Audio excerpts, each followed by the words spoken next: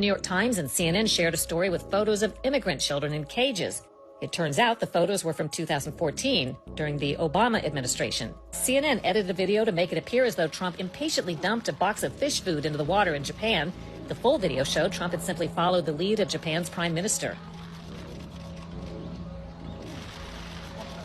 In December 2018, NBC reported Trump was the first president since 2002 not to visit the troops at Christmas time, but Trump actually left the White House on Christmas to visit troops in Iraq.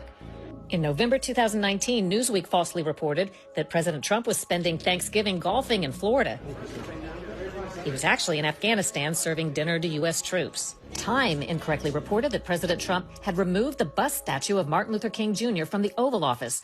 That false news went viral. TMZ reported Trump had changed the name Black History Month to African American History Month, implying the change was racist. In fact, it turns out Presidents Obama, George W. Bush, and Clinton all called Black History Month African American History Month. Also, the Washington Post reported on the cabinet battle over Trump's immigration order. The article was repeatedly updated to note that one of the reported meetings did not actually occur, a conference call did not happen as described in the article, and actions attributed to Trump were actually carried out by his chief of staff. And the New York Times reported on supposed contacts between Trump campaign staff and senior Russian intelligence officials. FBI Director James Comey later testified it was not true. That report by the New York Times was not true. Is that a fair statement? In the main, it was not true. In May, the BBC and The Guardian reported because Trump wasn't wearing headsets, he didn't bother to listen to the translation of a speech by Italy's prime minister. But Trump was wearing his earpiece in his right ear, as always, said the White House. In June 2017, NBC News reported that Russian President Putin said he had compromising information about Trump. Actually, Putin said the opposite. Do you have something damaging on our president? Well, this is just another load of nonsense. Where would we get this information from?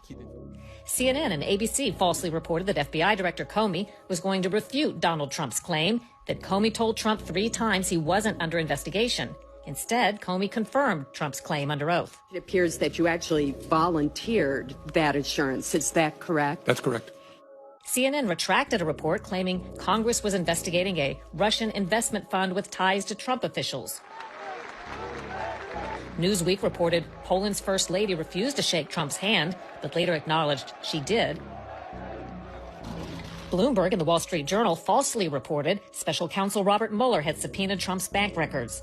AP reported a new survey showed trust in the media had fallen during the Trump presidency, but the survey was actually conducted under President Obama.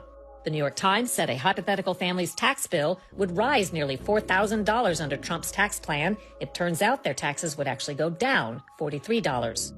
ABC aired video purportedly showing a slaughter and horrific report of atrocities against Kurds by Turkey after President Trump withdrew U.S. troops. This video right here appearing to show Turkey's military bombing Kurd civilians in a Syrian border town.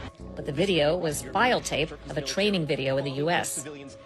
CBS aired a story in March of 2020 supposedly showing a New York hospital crowded with coronavirus patients. It's all hands on deck in America's hospitals. It was actually file tape from Italy. A week later, CBS News mistakenly used the Italy video again.